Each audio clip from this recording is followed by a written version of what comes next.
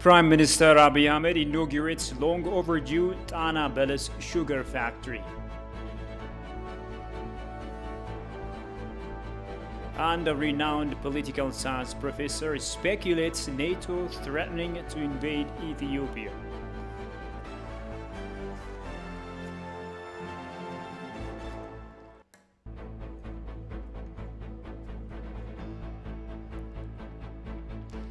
Hello and welcome to Addis News Hour. With the news, I'm Shifarao Lako, and many thanks for joining us. Prime Minister Abiy Ahmed has inaugurated the long overdue Tana Beles sugar factory.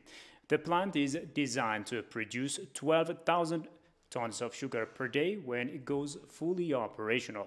Demus Mokraw has more on that. Prime Minister Abiy Ahmed, along with other government officials, inaugurated the 19 billion birr long overdue Tana Beles sugar factory.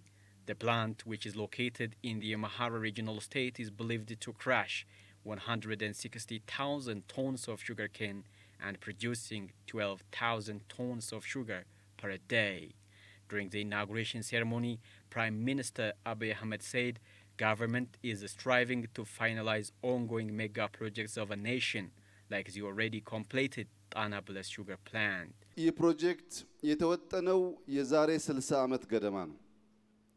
የዛሬ 60 ዓመት ንጉሱ በዚህ አካባቢ ሰፋ ያለ ስራ እንዲሰራ ውጥን ተወጥኖ The inception of this Tana Beles sugar plant went 60 years back to the reign of Emperor Haile Selassie. It couldn't be materialized back then due to internal and external challenges. When the construction of this plant was commenced 10 years ago, it was supposed to be finalized in 18 months' time, but the construction was sluggish because of many reasons. After we embarked on the reform a couple of years ago, we reevaluated the project and get everything done in a year and a half. I want to congratulate all who took part in this effort, and we will continue achieving similar outcomes ahead together. ተገምግሞ ስራውን ያዘው ሜቴክ የተሰኘው ኮንትራክተር ስራውን እንዲያቋርጥ ተደርጎ Tana Beles sugar plant is believed to address the growing sugar demand in the country and facilitate more jobs for citizens. Amhara Regional State Chief Agenyo Tashagar said Tana Beles will have multifaceted benefits to the nearby local communities in particular and to the entire country at large. He forwarded his appreciation to National Sugar Development Corporation and Tana Beles sugar plant project managers for their relentless effort to make the overdue plant a success. የስኳር ፋብሪካ ለክልላችን ህዝብና መንግስት ከፍተኛ አስተዋጽኦ የሚያበረክት ሲሆን በሚፈጥረው ከፍተኛ የሆነ የሥራ ዕድል ዘርፈ ብዙ የሆነ የኢኮኖሚ እንቅስቃሴና This sugar plant will have an enormous blessing to our region in terms of job creation and industrial linkage. The plant will not give us only sugar, but its byproducts will also enable us to produce ethanol, sanitizer, alcohol, and related products, among other things. I want to call on investors to be part of this effort and take this opportunity to enrich our region and nation. My appreciation also goes to those who contribute their share to make this project a reality. ቋዳሽ እንድትሆኑ ጥሪ ላስተላልፍ እፈልጋለሁ። Tana Beles sugar development project needs more than 21,000 hectares of sugarcane when it goes fully operational, and the project is said to start producing 45 megawatt of electric power using byproducts of the sugar factory in the near future. Meanwhile, Prime Minister Abiy Ahmed yesterday visited the progress of the construction of Megach Dam, which is supposed to bring a significant impact on irrigation agriculture in the state of Amhara. The construction of the dam was long overdue as it was deprived of proper attention from the government over the years. The construction, according to the project supervisor, Theodros Tadele, is now going well, and the new leadership is committed to finalizing delayed projects. Project manager Tsagaye Makonnen, for his part, confirmed that the project will be finalized in the coming 5 months if it keeps its current pace. Prime Minister Abiy Ahmed yesterday wrote on his social media page that the construction of the dam has been accelerating for the past 1 year since the government began serious follow-ups through monitoring and evaluating activities. Upon completion, the dam with a capacity of 185 million cubic meters of water, is said to be vital to increase the supply of safe drinking water and irrigate the lowland areas. Hi, my name is Brooke Thomas Hafterweld. I was born and raised in the UK. I do not like what the Egyptians are doing to Ethiopia. This is my dam.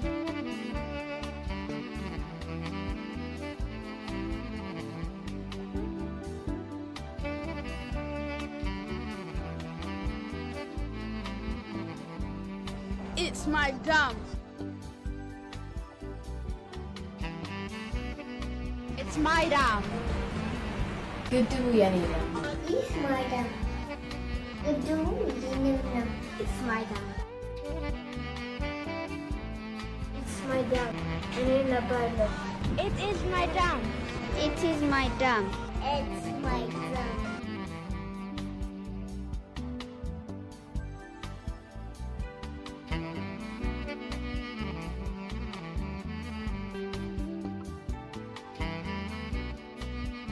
I feel very proud that Ethiopia has gotten where she is now, because back in the days, obviously, Ethiopia didn't have many things. It was very a poor country, and now it's getting richer and richer because many more educated, smarter people are coming, and people are learning more things that Ethiopia is a very amazing country. We just have to figure it out, and we just have to show other countries that we can be better than America, better than...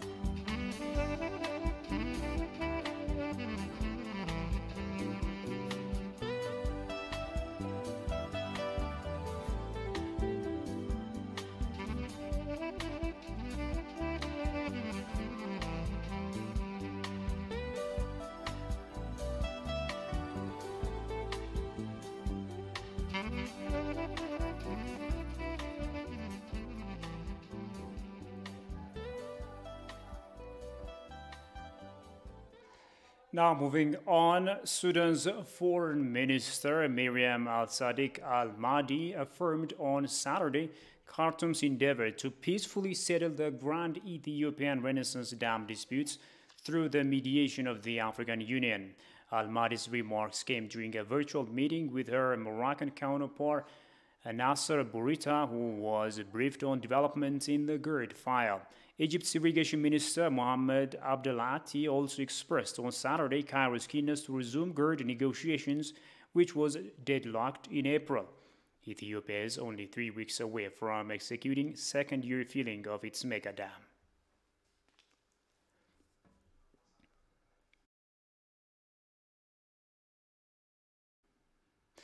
Now, the Grand Ethiopian Renaissance Dam is instrumental for strong regional power integration. This remark was made by the South Sudanese ambassador to Ethiopia, James Morgan, in an exclusive interview with ETV. The issue of the Grand Ethiopian Renaissance Dam should only be solved by Africans alone, and resorting to other options can only imply other hidden agenda behind it, the ambassador said. The report is presented as follows. Ethiopia has been consistent in its stance when it comes to the Grand Ethiopian Renaissance Dam. It says that it will build this huge dam to lift millions out of the poverty line. Now, in between the two nations is Sudan, which at first was supporting the construction of this huge mega dam, but later it changed its stance, and now it is siding with Egypt. Now, South Sudan is also one of the neighbors of Ethiopia, and I have interviewed the ambassador about the nation's stance on this mega project that Ethiopia is building, and I'm here in the compound of the embassy, and he told me that the Grand Ethiopian Renaissance Dam has multifaceted benefits to Ethiopia. And the ambassador also told me that Ethiopia should press ahead with filling and building this Grand Renaissance Dam. The benefits of the dam were anchored into its first reason which led to its construction. Ethiopia said it has got 65 million people living in darkness. And for that matter, they want to generate electricity. And that electricity, once generated, of course, Ethiopia will export it to the region. It will export it to the region. I think that was the real reason why Ethiopia wanted to make sure that this dam was built. And there's nothing new from what led to the construction of the dam. It was on the electricity, and once generated, Ethiopia intends to export it to the region. He also told me that the issues of the three nations should be solved using the trilateral negotiation under the auspices of the African Union. One thing that we need to mention here is the position of the three countries are different. Sudan was asking for the legal matters to be settled. Egypt was asking for technical matters to be settled. Now, these legal matters and the technical matters, what is technical and what is illegal? And if it is illegal, what is difficult to find the legal solutions? And if it is technical, what is difficult to find technical solutions? Because everything has got a solution. Legal issues, we have legal experts. In all Africa, including even the African Union, we have the legal council. The legal council of the African Union can sit together with the legal team of Sudan and Egypt and Ethiopia so that they look at the legal aspect which they are talking about. If it is technical, we have technical people in Africa here. In Egypt, we have technical people. In Ethiopia, we have technical people. In African Union, we have technical people. Why these people don't come together and look at the technical problems? There is a solution for every problem. If that is really the matter, there is nothing that we cannot find a solution for it.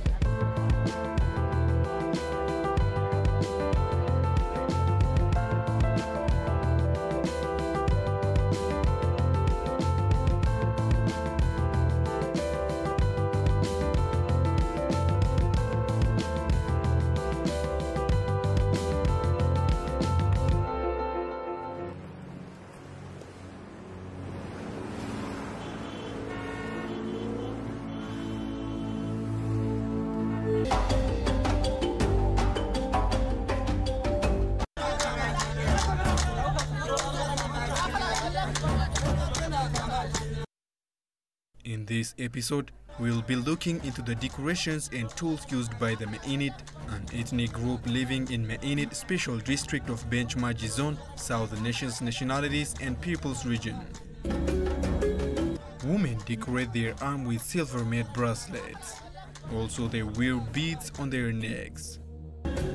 እጃቸው ላይ አምበር ያርጋሉ ጨሌ ባንገታቸው ላይ ሰርቶ በጣም ይጠቀማሉ በተለይ ለልጃገረድ ደርሳ ያገባችሁ ልጅ አንገታቸው ላይ ጨሌ ያድርጋሉ Men in Ma'init make frequent use of chaka, a wooden stool-like thing. The men use it as a stool or alternatively as a pillow. ቁጭልና በዚህ በመቀመጫ ቁጭላል ባለቤቱ ጨሞ ያመጣል ጎርበስ ሲመጡም በዛ በመቀመጫ በእንግድነት ካሉም አዲስ አመቱ ይሰጡና ይቀመጡበትና ጨሞውን ይሰጣ በጋራ አብሮ ይጠጣል The Ma'init men often carry the chaka wherever they go. The Ma'init are also famous for using the mafakia, a natural wooden toothbrush used in Ethiopia. መፋቂያ በጣም የተለመደ ነው በእኛ ብሔረሰብ አይተን እንደሆነ ጥርስ በጣም ነጭ ነው ጥርሱ በረዶ ነው የማንንም ሰው ጥርስ በረዶ ነው ምክንያቱም በጣም ነው የመፋቂያ ልማድ አለ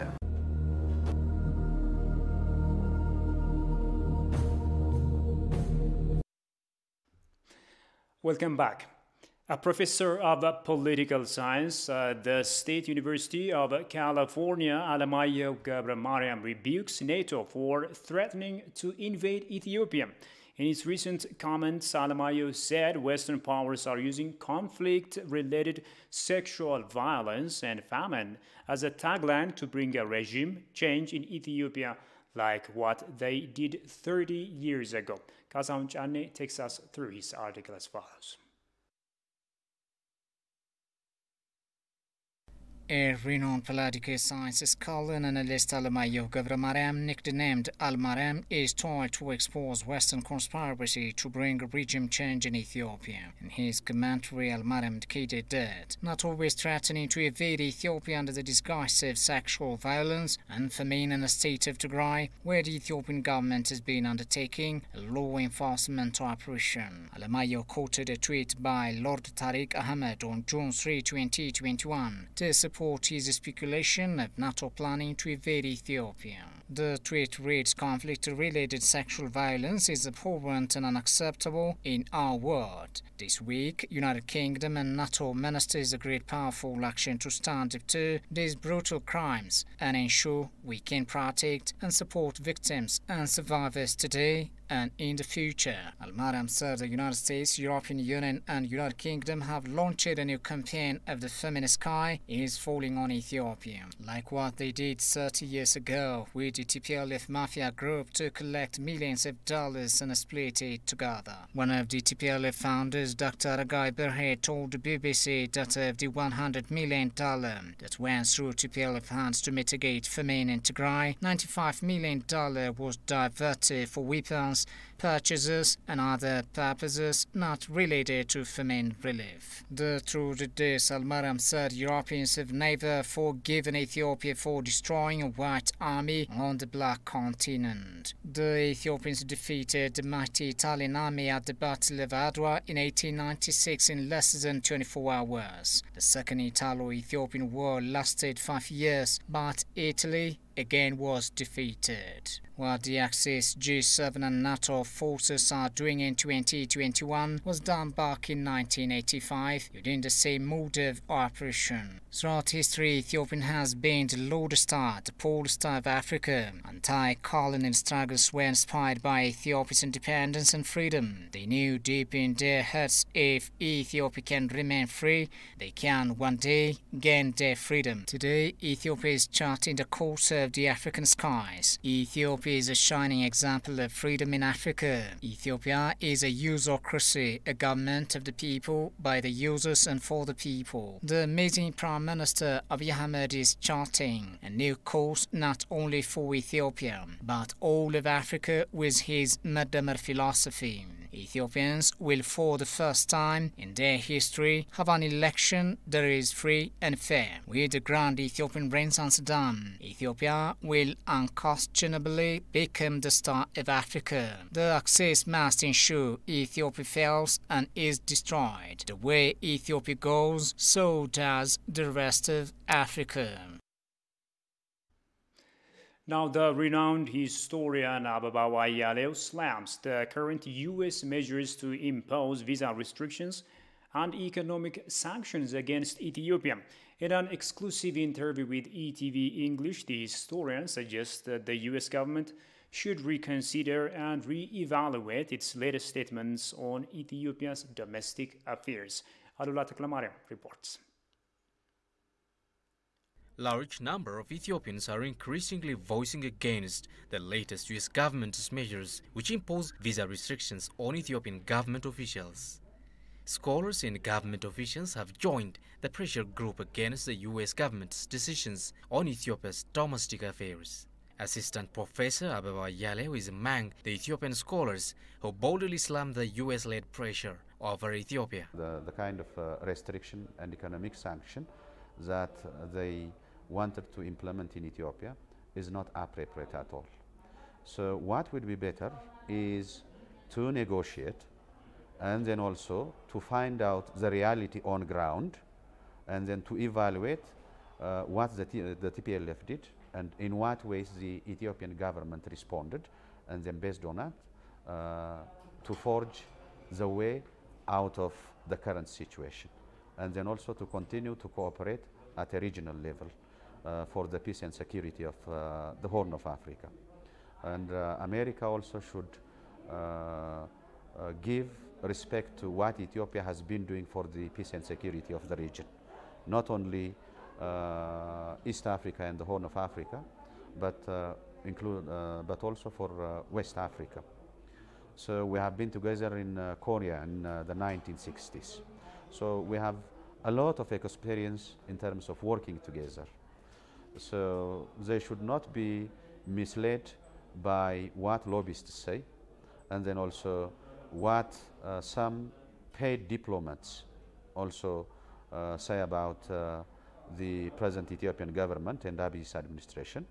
Ababao further explained the international community's misperception towards the fact on the ground in Tigray in connection to human rights violations, mentioning convicted criminals who have been released by TPLF to be accountable for their crimes and atrocities. So the American visa restriction and then also other forms of economic sanctions which they are saying to implement in Ethiopia unless conditions improve in Tigray.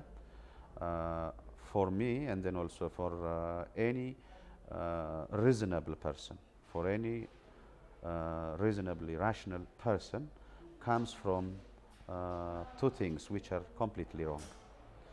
So the first, as I told you, is that what is the source of information that they got about the humanitarian crisis in Tigray? So most of the information is an information that was fed by those people who are affiliated to TPLF leadership, and these people has misinformed the international media, whatever media, Middle Eastern medias, Western medias, or whatever. And then the second thing, one should also ask that who was responsible for the violation of human rights in Tigray first. When in October 2020, when the crisis started in northern Ethiopia and when the Ethiopian government was forced to take a law enforcement action, what the TPLF did was they released convicted criminals. These convicted criminals were the first and the most responsible ones for the violation of human rights. He also appreciated Ethiopians in home and abroad for voicing their national agenda in different aspects. It should be appreciated because this is a matter of sovereignty. You see, sovereignty in the sense that why did we deserve this one? You know, a sovereign country, a sovereign government should take action on forces that destabilize the country. So the TPLF for several years was destabilizing the country, and then very recently they have been doing all in their capacity to dismember the nation. And then also they have openly declared that they did not belong to the Ethiopian nation in many ways. Now, the military attaches based in Addis Ababa have praised Ethiopia's long-term commitment and sacrifices to ensure peace in Africa and in the world at large.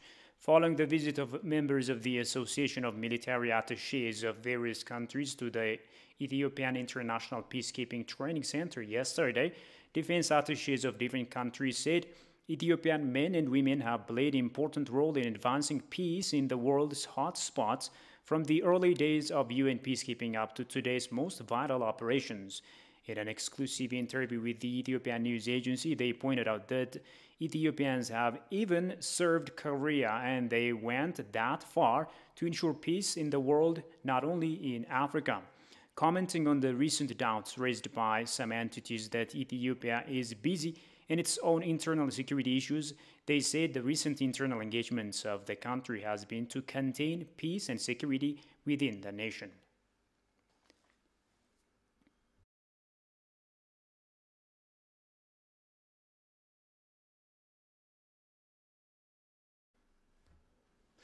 The African-American comedian and actress Tiffany Haddish got praised by Black Lives Matter activists this week for criticizing quote-unquote racist U.S. foreign policy against Africa.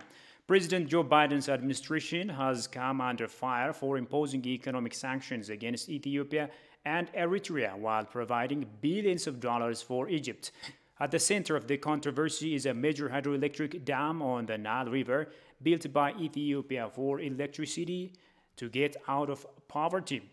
Egypt has threatened to use its U.S.-funded Air Force to blow up Ethiopian development projects, as well as use Sudan to invade Ethiopia. For decades, Western-funded Arab countries like Egypt have monopolized the Nile River, while black African countries like Ethiopia, Eritrea, Kenya, Uganda, and others have been banned from using the river. Tiffany, whose parents have Eritrean roots, expressed her opposition online to Western policies that hurt black African countries. Other black activists also noted a racist hypocrisy that Western nations expect global solidarity to condemn armed insurrectionists and terrorists targeting white countries in Europe and America, but they legitimize rebels and terrorists in African countries like Ethiopia.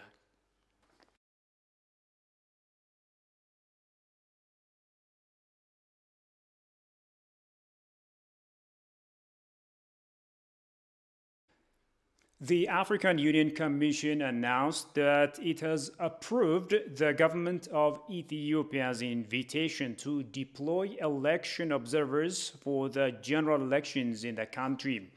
AUC Chairperson Musa Faki Mahamat approved the deployment of both long and short-term African Union observers to the general elections in Ethiopia scheduled for 21 July 2021. The mission is in Ethiopia to undertake observation and analysis of key aspects of the electoral process, particularly the political environment, electoral legal framework, the effectiveness and transparency of electoral preparation and administration, according to a statement from the AU. This analysis will form a key part of the AU's overall assessment of the conduct of the June elections in Ethiopia. According to AU's statement, the long-term observation mission will be deployed in teams to cover different locations in the country.